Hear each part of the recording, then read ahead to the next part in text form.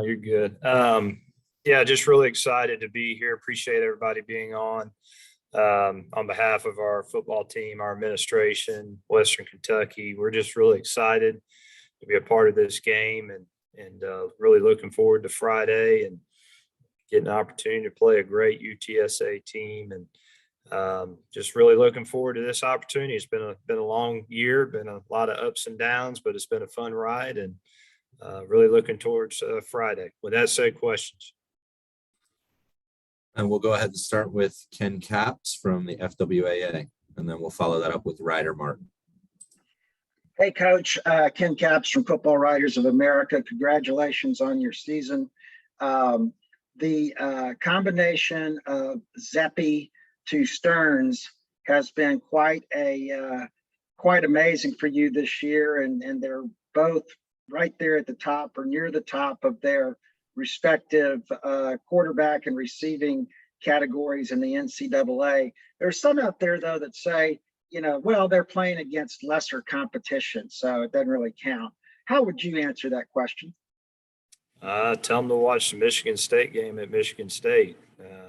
I think that's pretty good competition, and I think that those stats speak for themselves. And then, you go on the road at Army, second game of the season, 20-year anniversary of 9/11. Tough environment to play at the time. They were on a win streak that was pretty long, and thought that was another good example. Come home, play a really good Indiana team at the time who should have beat Cincinnati the week before at home. And so I think it really didn't matter who we played. Like you said, that's a great combination. That's a great duo. Very, very talented group of guys, and not only Bailey and Jareth, but a lot of these other targets with a Mitchell Tinsley and a Malachi Corley. And and a Daywood Davis. So, I think really there's a lot of body of work there that shows that these guys are the best in the country when it comes to that duo and that tandem. Thank you. We'll go to our next question from Ryder Martin from the Paisano. Ryder, go ahead. Hi, Coach. Ryder Martin, Paisano. Congrats on your season so far. So you guys played a very entertaining game against these runners back in October, but since then you guys have won 7 straight to get to this game. For any fans that may be in San Antonio that haven't been following your program since then, what has really changed and grown about your program to get you guys to this game? Well, I think early in the season, we played some really tough opponents back to back, and when everybody was healthy, and and I think those losses really helped make us stronger and bring us tighter together and allowed us to reevaluate our strengths and our weaknesses. And and UTSA is an exceptional football team, and what a great game that was during the regular season. And I think we came out of that game, saying, hey, this is at the time and still today the best team in Conference USA, and really felt like we could have won that football game and should have won that football game.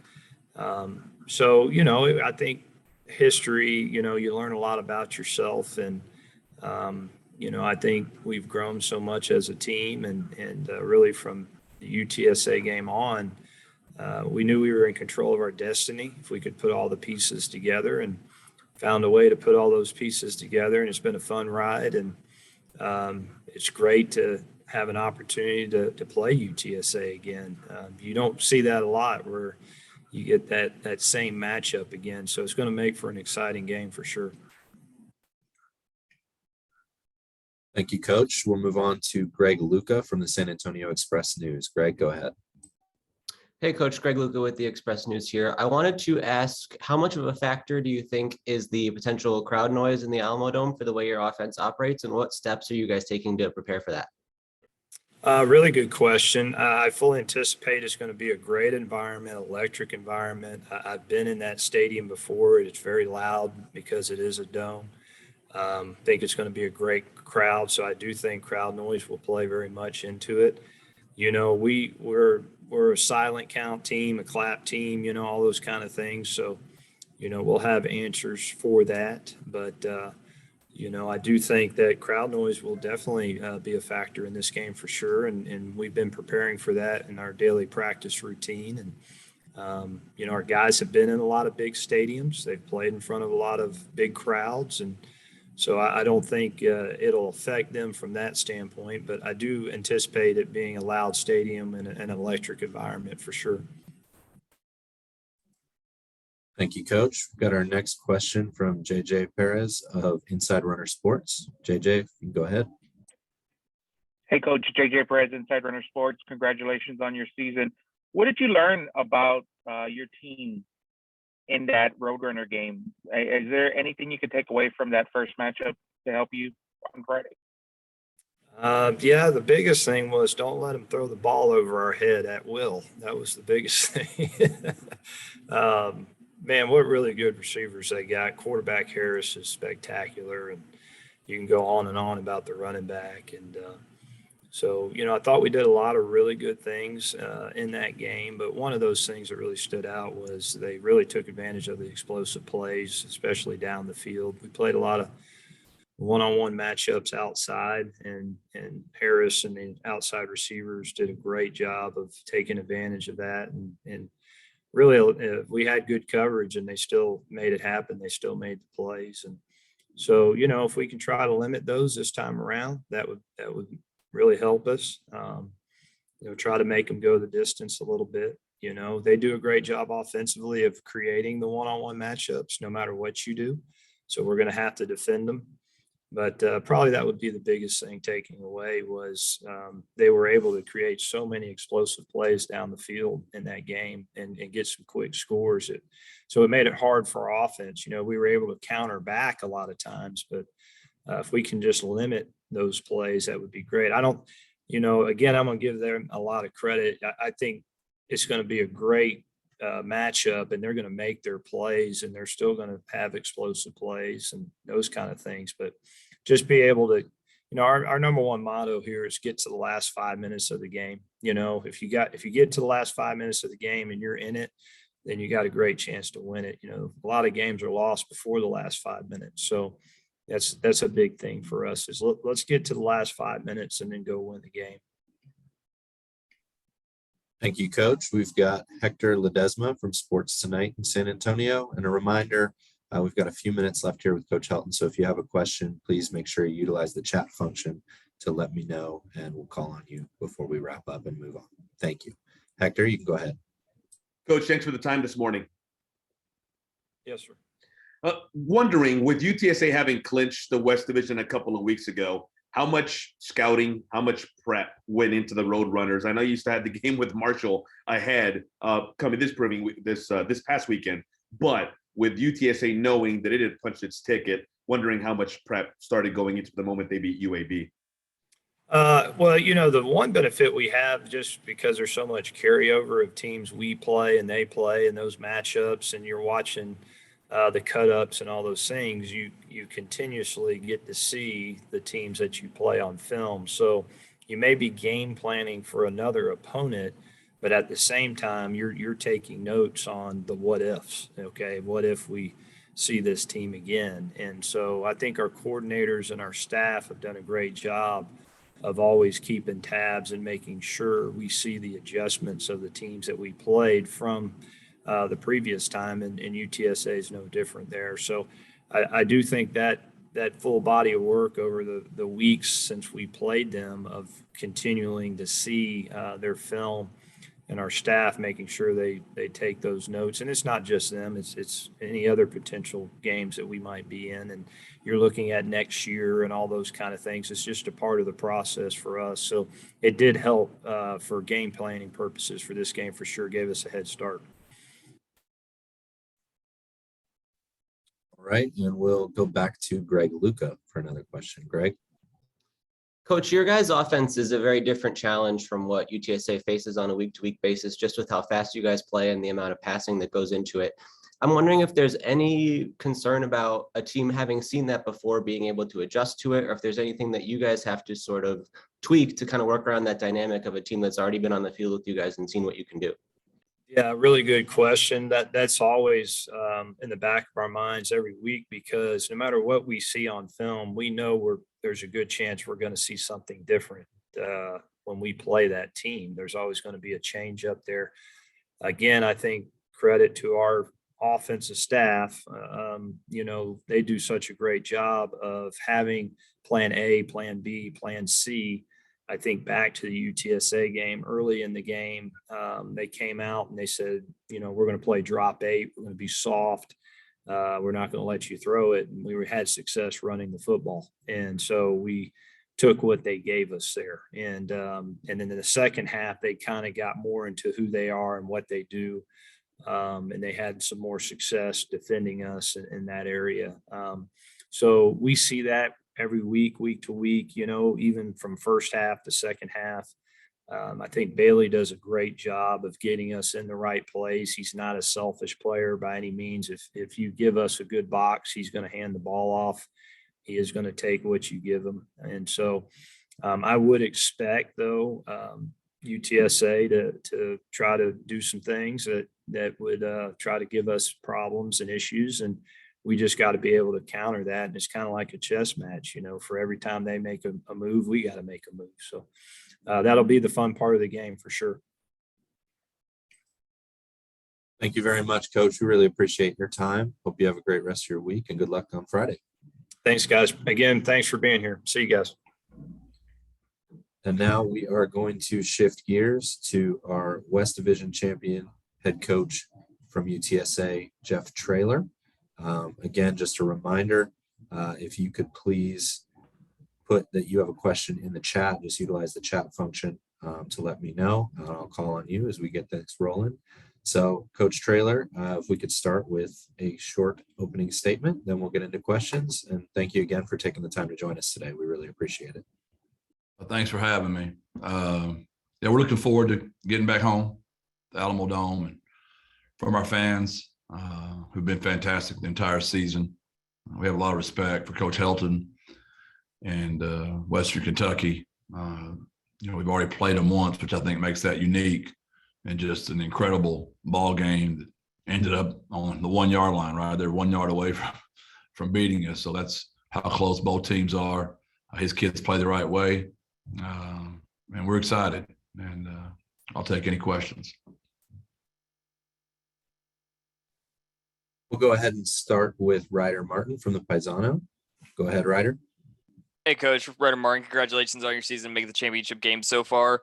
So you guys played, like you said, a very close game against them back in October, down to the 1 yard line and all that. How have you seen this team change in Western Kentucky to get 7 in a row and get back to this game to play you guys come Friday? I don't know if they've changed. They were really good. They played a very tough schedule.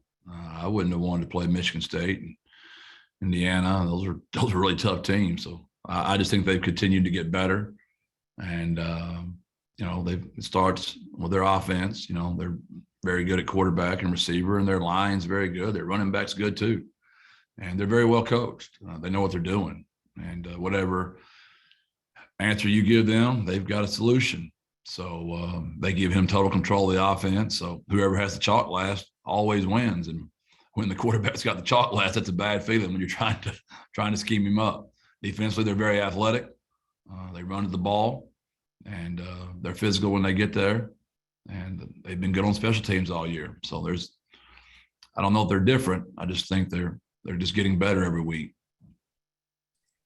Thank you, Coach. We'll move to our next question from Jared McDonald of the Bowling Green Daily News. Jared, go ahead. Hey, Coach. Jared McDonald with the Bowling Green Daily News. Obviously, Western Kentucky's offense gets a lot of attention because of Bailey Zappi and how they throw the ball. But they had one of their best rushing days against you last game, coming off their best rushing game of the season against Marshall. I guess, what do you think about kind of their balance and what they do running the ball, where most of the focus does get put on the passing? They're well coached. I mean, they take what's there. So when they've got a light box, they're going to check the inside zone or whatever little scheme they've got for the week. And then the back's good. Both those backs that run the ball are good. And that's probably where people don't talk enough about how good their line is. I mean, they're very well coached up there. Those guys are mature, and they block, and they handled us way better than most have, and so that'd be what I'd say to that. Thank you, Coach. Our next question is going to come from Greg Luca. Greg, go ahead. Jeff, what does it mean to your group to be playing for the conference championship for the first time, and how have you kind of seen that reflected in the attitude and the mentality and the approach to practice so far this week? I was worried that we got so embarrassed Saturday. What was that going to look like this week? If a conference championship did not get your attention, I know that what we did Saturday and then going to a conference championship will really get your attention. So we're excited. We've had 2 beautiful days here. I mean, the weather's been fantastic, and the kids have had tons of energy and flying around, and I know they're excited. Thank you. We're going to go to our next question with Scott Bailey of the San Antonio Business Journal. Scott, go ahead. Coach, part of what your mission has been this year is helping rebuild attendance from the ground up, coming off of a COVID year with almost nobody in the dome. And you're looking at maybe 40,000 or so on Friday. What goes through your mind when you see the numbers that are turning out now for these games? That's why we signed a 10-year extension here. We believe in San Antonio. We believe in the UTSA school system. We believe that strongly. And we felt like if we put a good product on the field, we behaved correctly, went to class, just did things the right way. People want to root for good things, and our players are good people. And we've tried really hard to recruit San Antonio kids. And we just felt like the more kids we can get from the area, the more they'll come to the games. And obviously everybody loves a winner, but there's a right way to lose too. And we did not play well Saturday, but our kids handled themselves very well. I've been a part of teams where when the band goes all the way there and plays the school song after the game, when you get your teeth kicked in, you don't stand out there, especially in the rain and the cold. And our kids were out there, and I'd forgotten to tell them to. They just did it on their own. They're just good kids. So that's what I'm proud of, is people responding to some really good local kids that they're good people. Thank you very much. Our next question is coming from Adam Rosso of Spectrum News. Adam, go ahead. Hey there, Jeff. What does being at home maybe allow you to do differently on both sides of the ball versus being on the road or being on a neutral site against these guys? Well, I know I don't have to worry about it being about 35 degrees and windy and rainy like it was Saturday. That's for sure. It's just sometimes it's an advantage to be on the road just because you have to worry about all the extra stuff when you're at home. But obviously the familiarity of where we're playing and our hotel and all those kind of things are different. But our crowd, I know how excited they are, and we're going to feel that when we get in that stadium. And we're going to need them. I mean, we beat UAB by an inch, and we beat Western Kentucky by a yard. So it matters. Everything we can do to get in our advantage, we need it. So the louder they are, the more it's going to help us, we hope. Thank you, Coach. Our next question comes from Sam Khan of The Athletic. Sam, go ahead. Yeah, I'm curious. Was there any just building pressure on your kids because of the fact that you guys were undefeated? And does the fact that that's kind of out of the way now relieve any pressure, I guess, on your guys? We've been talking about that quite a bit, honestly, Sam. I mean, I've seen it where sometimes one loss can turn into 2 and turn into 3. Are we going to let them beat us twice? I've seen that happen. Mature teams handle it the right way.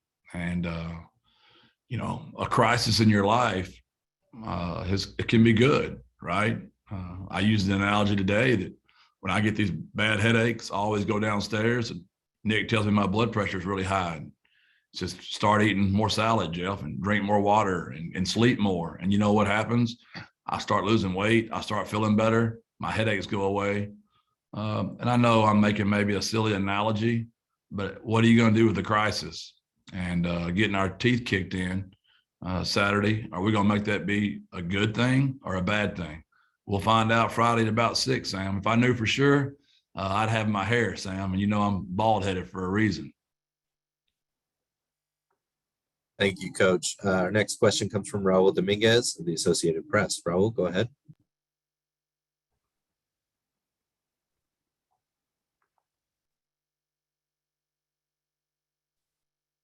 Raul, are you there? That's about what it sounded like on our headset Saturday when the plays weren't working. Nobody was talking. All right, Raul, we'll come back to you here in a second. We'll get to Hector Ledesma for another question here. Hector, go ahead. Hey, Coach. Good morning. Hi, Hector. I know Frank is continuously forever battling bumps and bruises and whatnot. How is he this week heading into Friday? Told y'all a million times, he's like a snake. You can't kill him. He'll be out there. If you ask him how he is, he'll say he's totally fine. You know, he's a tough kid. Loves to play the game, and he's the reason we're here. So he'll be out there. Quick follow-up to that, Coach, if I can, real quick. You've talked continuously in these last 2 years about, and you just mentioned it right now, about not being able to kill Frank. And I think a lot of your players kind of fit into that category. Is because of what you're coming off of this past Saturday. You pretty excited to see how these guys respond on Friday night? I am. Like I told them as soon as the game was over, there were only 3 teams that hadn't lost before we went down. Now there's only, I think, 2 left. I'm not even for sure of that. I haven't looked up. But everybody else has had to handle a loss. Let's see how we handle it. And I know our 2 practices have been fantastic. And I'm excited to see what we look like Friday night. Thank you. We can try Raul again real quick, see if his mic's working. If not, I can ask his question for him, and then we can start to wrap up and get Coach Traylor on his way. Raul? No, it looks like it's still not working. That's okay. So, Coach, this is from Raul Dominguez of the Associated Press, and he wanted to ask how quickly you had your team forget about last week's loss, or do you want them to forget about it? It's a fine line. You know, we had a team meeting as soon as we got back, because I hadn't watched the game, but by the time we landed, of course, the plane ride was just as rough as the game was. Isn't that the way it always goes? I mean, I asked the pilot, what was the plane ride like going to be? And he said, it's going to be rough, Coach. We're going to go through a bunch of weather. I'm like, joy. So I'm watching the game, riding a buck and bronco, it felt like. But I got to watch the game, so I knew what more to speak to my team about. And we tried like heck to get that game behind us. But there's still lingering moments in the game that it's kind of like, I don't know, post-traumatic stress syndrome, right? It's like we still feel some of that. And I think we'll be fine Friday, I hope. Thank you very much. And we'll get our last question here from Greg Luca, and then we'll wrap up, and Coach, we'll get you on your way. Thank you. Thank you. Jeff, you talked about Frank and the health issues with him and how he's feeling pretty good, but in a greater sense, the progress that he's made from last year to this year, it seems like he's come a long way. And now that you can look at the whole body of work of the season, how do you describe just the strides he's made and the way he's developed as a player? Well, he's the reason we're here. And I know he takes it very personal that only people talk about Bailey Zappi. Nobody ever thinks about Frank. And that's just the way I want it with Frank. He loves to be doubted. He's been doubted most of his career, whether that be injury, whether that be his throwing form, whether that be he won't stay in the pocket. He takes all that stuff like great competitors do. He wants to prove people that he's a good quarterback and he's a championship quarterback. And we wouldn't be here without 0.